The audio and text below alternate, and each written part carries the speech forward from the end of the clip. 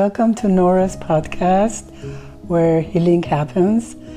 Today I'm so excited about this wonderful, amazing guest I have, Mona Tubia Shanasa, which I have been waiting for the past year to get her to come and be a speaker in my podcast. She's so busy. Dr. Mona, she's a professor, my amazing niece, which I respect her so much. I just wanted her to be the first podcast I put it out there. Welcome to my podcast. Thank you. Thank you so much. It's my honor to be here. I appreciate it, and I'm looking forward to having this conversation with you. Thank you so much. I love you so much. I know you have been going through an amazing journey to become such an important doctor and professor in our community, in the world. You have written a book. You have been helping so many people with their traumas and relationships and problems they have. You have been helping teenagers, on and on. There is no limit. And you are a professor at Pepperdine. And can you talk to me a little bit about your journey, how you got to a place? I'm sure it wasn't easy. I've known you since you were very young, and I know how motivated you have always been, loving person, and this is a perfect situation and profession for you to be able to help people.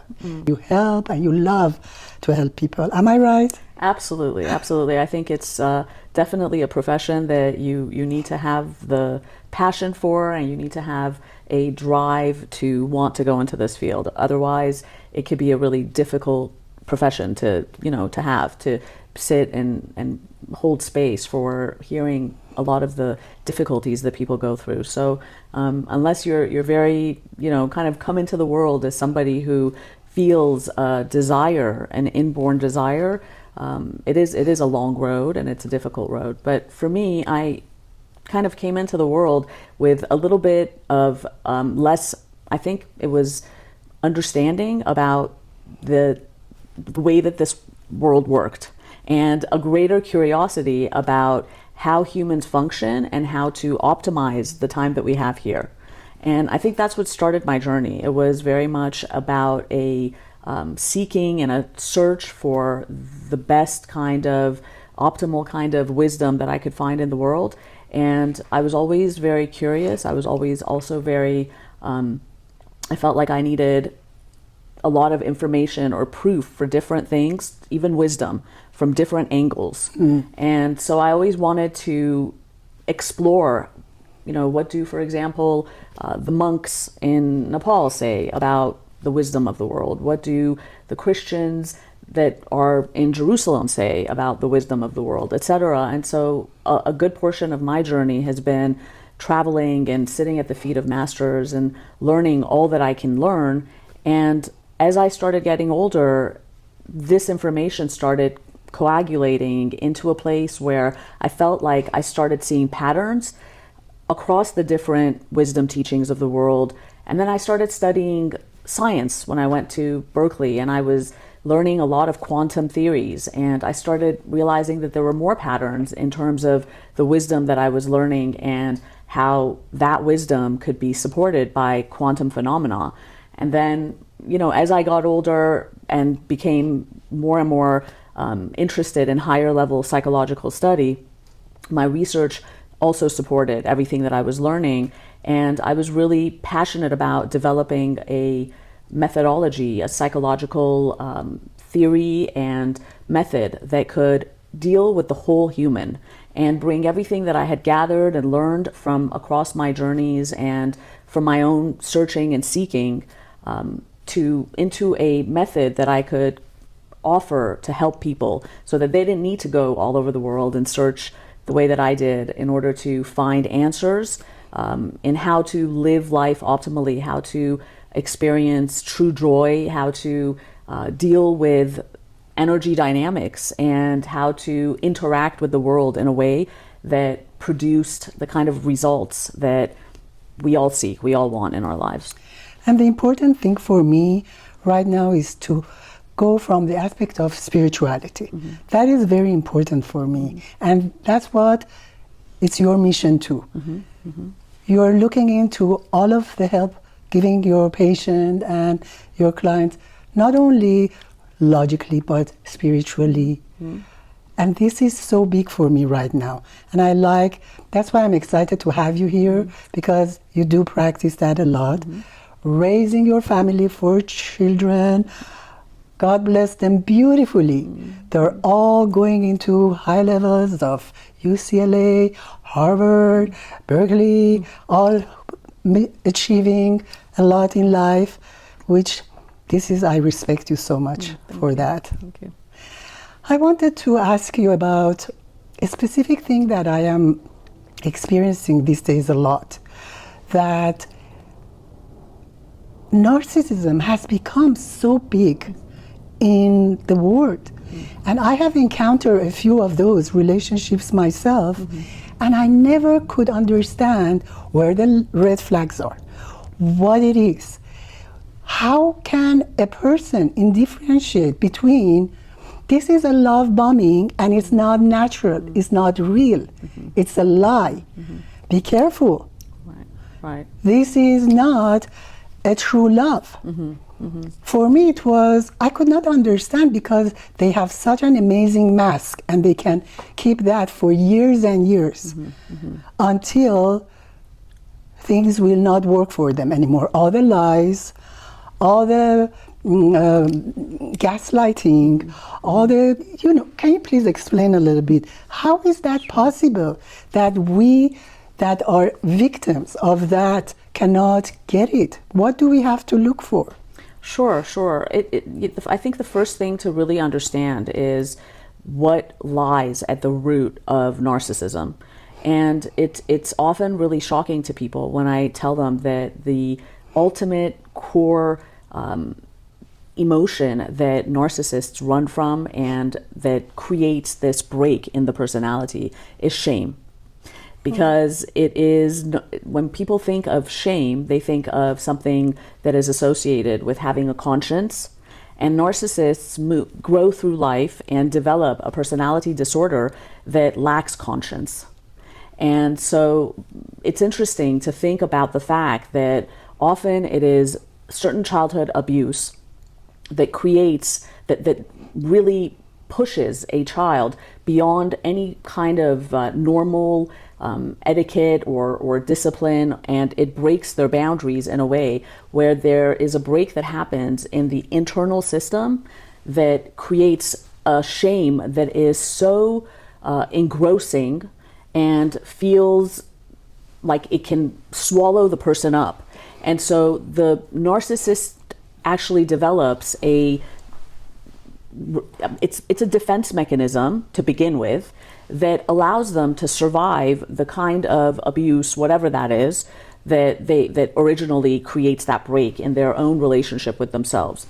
So what then happens is that a narcissist develops a way of developing relationships with others in order to have their needs met, because their original caretakers, or at some point in their life, there was a misconnection of a healthy relationship with their original caretakers, right? So parenting was either based on having to, you had to manipulate to have your needs met with your parents. You couldn't ask for your needs to be met and not fear some kind of emotional neglect or abuse or otherwise. So then the narcissist projects that often onto the world because they are incapable of feeling their own shame. And that sense of projecting that shame onto others when you're in conflict or controlling their world in a way where, initially it begins with the love bombing, where you kind of hook the person that you want to bring into your life, and then that person serves and fills their narcissistic supply, which is what maintains their ego structure, the internal structure of their very weak personality, to sustain itself and have the fuel to maintain a sense of self. And if that's broken through or broken down, or they're not getting the supply, which is what it's called, that they need, the narcissist doesn't just fear the shame. The shame turns into a sense of death, total ego death. And that's, in a nutshell, kind of the tragedy of the narcissist and how they then move through life using people to have their needs met, and more distance themselves from a sense of conscientiousness, this idea of thinking of how am I impacting the other person. That becomes less and less important when their survival depends on having, this supply met. So that's why most of them, they cheat, they betray their supply, because they know one day if that will get cut off, then they have to have a backup to rely on and do the same cycle over and over again with that person. So it starts from childhood, the way of raising these children, how they have to survive, right? So as an adult, how can, please help, because I think it's very difficult to understand. How can one understand this? It is very difficult, and what makes it even more complicated is that there's a lot of neurodivergent personalities that are not narcissists. For example, I work very closely with ADHDers, people with ADHD who are 9 out of 10 times undiagnosed as adults. And often they come in because a spouse feels that they are in a relationship with a narcissist.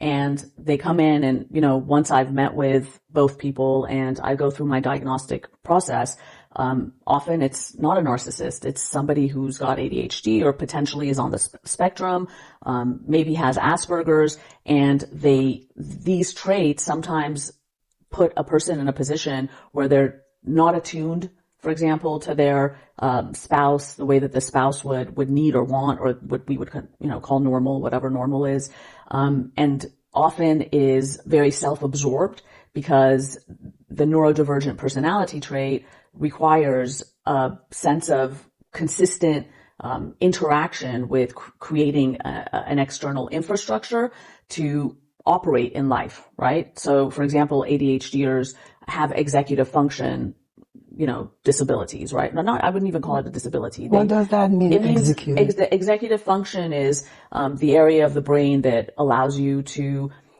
organize, to motivate yourself to do things, to, for example, make decisions in a consistent manner and not move into decision fatigue. It allows your executive function skills allow you to regulate yourself. So you may feel a sense of anger, but you don't act out or become violent.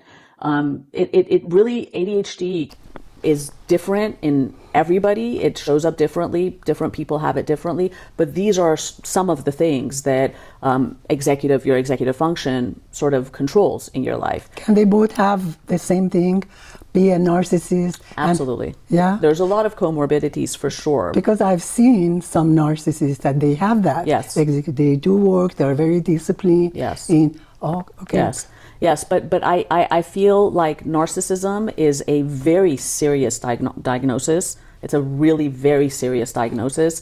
And most therapists believe that there's really no hope for a narcissist, whereas that's not the case with somebody who's got ADHD at all. It is a world of difference, even though sometimes it shows up differently, especially if the ADHD has not been diagnosed, and isn't aware of what they are struggling with and how they need to adjust their relationships with others in order to show up in a way that creates reciprocity. Okay, because they are operating in a way that lacks some of the neurotransmitters that give you the energy to, for example, be social or to be attuned to another person. They're often pulling at resources to move through life, and that could come out as someone who's either withdrawn or self-absorbed or narcissistic because the partner may give a lot, and the ADHDer may not be able to reciprocate.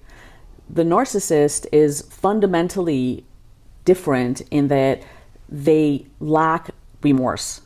That is a fundamental trait of a narcissist, where there is a difficulty to take responsibility for things they've done. They understand what they've done, but they have a hard time taking responsibility for it, and unless it's part of the mask. Well, no, they believe that sometimes they do wrong, because I heard that they never ever think that it's their It's a spectrum.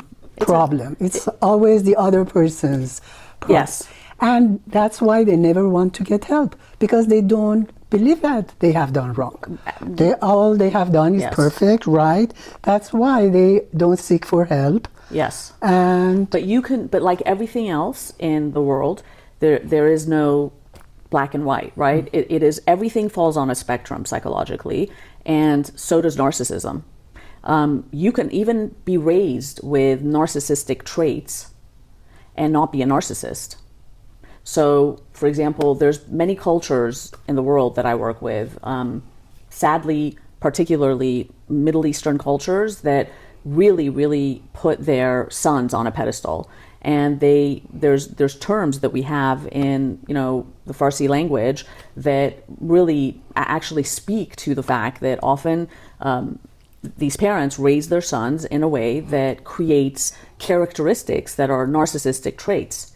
However, if you put one of these people or many of these people in front of me, I will, a professional will be able to differentiate between a clinical diagnosis of being a narcissist and someone who's got narcissistic traits because of, being essentially spoiled and learning, belief systems about themselves or the way the world works or gender roles that lead them to behave in ways that I think in this day and age, most of us would find unacceptable, right? Right. So, but what's interesting is that one of the characteristics of an ADHDer that most people don't know about is a thing called rejection sensitive dysphoria, RSD.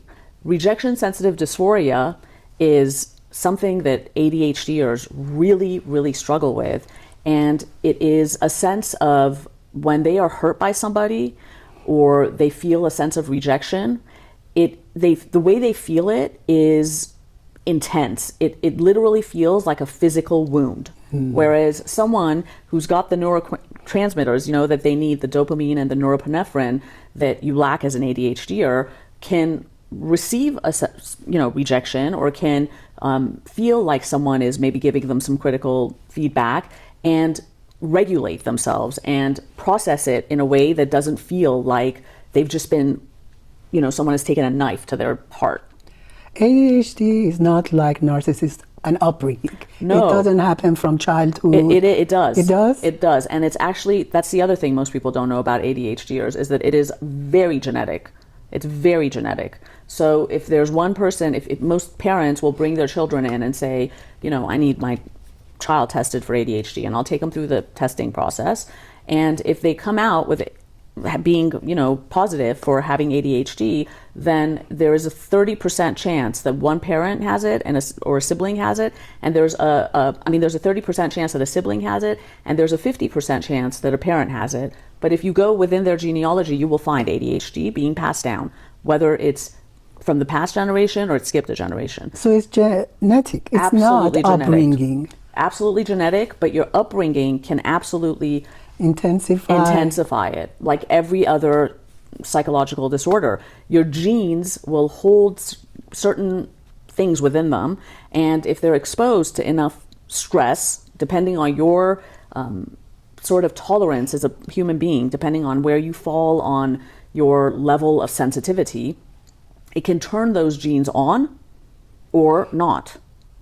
Whether it's a disease that you may carry in your body or whether it is ADHD, these things intensify with stressors primarily during the ages of from the time you're born to 7 years old.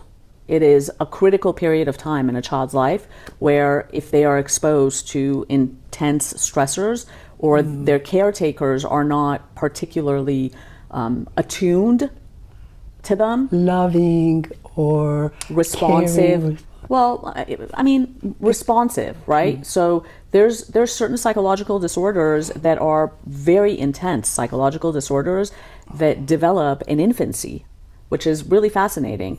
How's that? For example, the way that a human being develops trust in the world develops at age 3 months. And Absolutely. that blueprint sticks for the rest of your life, which is And fascinating. parents that are so busy, they cannot tend to their infant. They let the caretaker raise them. They're Well, left there with no. I mean, I don't want to generalize because I know that, even, sadly, even parents that today we would consider abusive, right? Like there's a neglect is considered abuse, right? But you can't, for me, I don't like blame. I don't like the idea of blaming the parent. I believe that most parents really go out of their way to be the best parents they can. But unfortunately, there's so many different things, ways of raising kids that come out at different times and in different generations. For example, at one point, even now, sometimes there's a belief that let them cry it out. Like that's how to sleep train a kid. Even still, Some I people, remember years ago at our time, yeah, right, that was right. So like that is, and now that would be considered really unhealthy, right? But back then, parents would suffer at hearing their child cry it out, but they thought that this is what the doctor ordered, that that's okay for the kid. Or, for example, most people didn't learn about ADHD. ADHD is just beginning to become something in this day and time that people are really researching and learning more about. And this idea of rejection sensitive dysphoria that shows up as ultra sensitivity, and it can't be helped. It can't be helped by the ADHDer.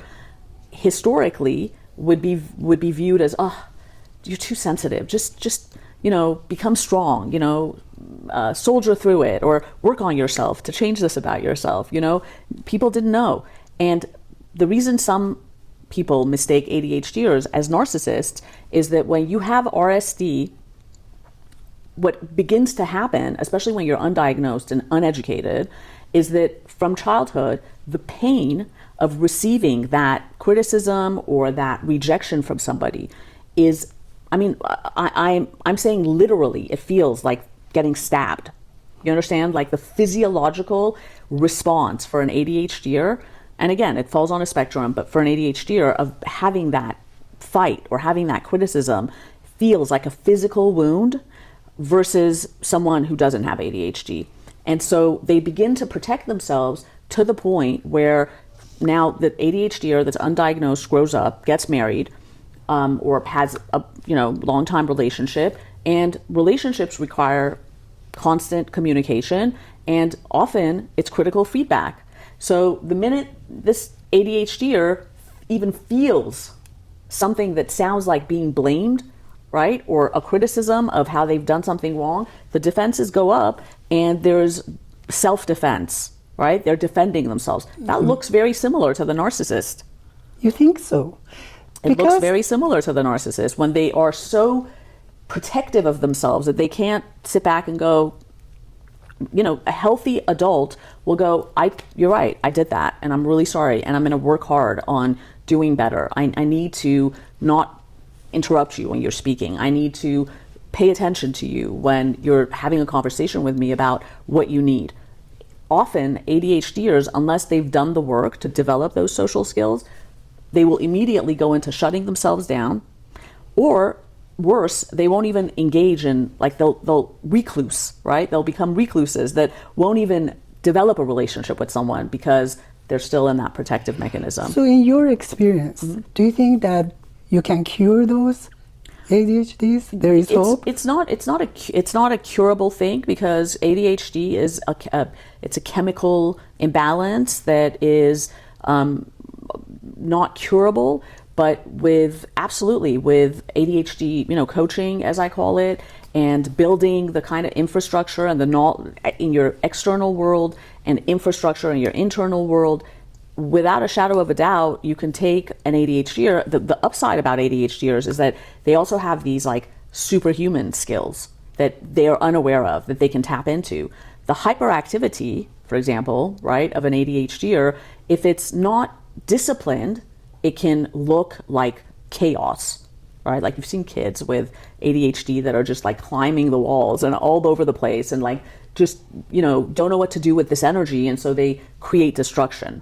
But then there's kids with ADHD whose parents understand that this is a kid with, for example, exuberant energy that needs to be released, and so they put them in, sports camps and classes, and they keep them busy. They take them to the park. They give them that opportunity to release it.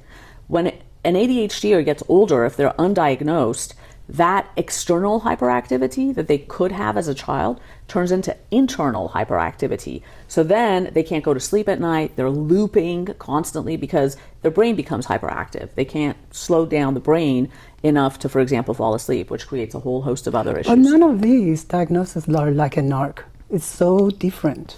It is so different because I'm explaining it to you from behind the scenes. But if you look at it generally as the spouse of a narcissist or a spouse of the ADHDer, there is tremendous overlap. Now, again, it shows up differently in each different human in the world, right? I have narcissists in my private practice now that their entire way... I need to stop you. Are you serious? Of course. They even have come to that point to come and search for help? Because they I know know themselves. a few that they even right. went and spent, like, God knows, thousands just to shut up the spouse's mouth, which never they changed. Never. They even went to, like, week of retreat one-on-one with a coach and with a doctor, and still. Well, yes. So, often there's the covert narcissist and then there's the overt narcissist. And the covert narcissist is the one who, really, really seeks a public podium to show how good they are as a person, right? There is an element of like